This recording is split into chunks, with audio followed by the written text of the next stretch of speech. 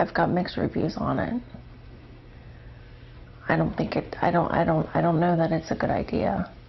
A local woman and shot by her estranged husband is now talking only to WLWT about a controversial new domestic violence law in Kentucky. Beginning today, anyone who has been granted a protective order will be able to get on the fast track for a concealed carry permit. Right, and we're talking one business day to get a gun here. Alisha Waters has been a big voice now for strengthening laws against domestic violence. WLWT News 5's John London leading the way live right now from Fort Thomas, where Alisha was attacked last year. John, and this new law has her feeling conflicted.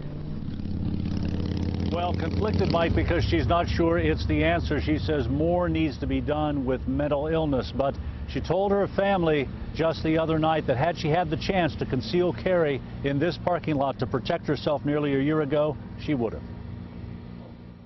The woman who survived a horrific attack 11 months ago says she is torn about the new piece of legislation. In about 3 weeks, it'll be a year since her world changed violently.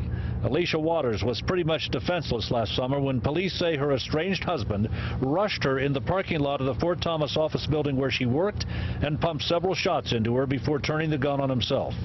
Would she have carried at the time? If it saves my life, heck yes, I'm gonna do it. But like I was mentioning before, it's gonna be a shootout, I think.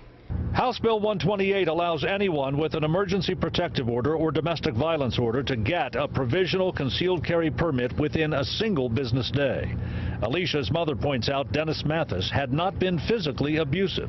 Verbally abusive is what Alisha wrote in her request for a protection order. She had no idea the extent of what was coming. I don't know. I would much rather her have been able to get the DVO versus a gun. As they look back on what happened, they think expediting the process for getting a concealed carry license is just a tiny step towards what's needed to reduce the level of domestic violence. Alisha's estranged husband got the gun legally the day before the attack. If there is some kind of mental illness and they are seeing a doctor and they are under medication, if they go in to try and purchase a gun, there should be some way that they can find out that, yes, they are under medication. Alisha Waters and her mom saying in a situation like that, something needs to be in place to prevent someone from acquiring a weapon at that time. Alisha says she has her good and bad days. She says her goal is to one day get out of that wheelchair. Live in Fort Thomas, John London, WLWT News 5.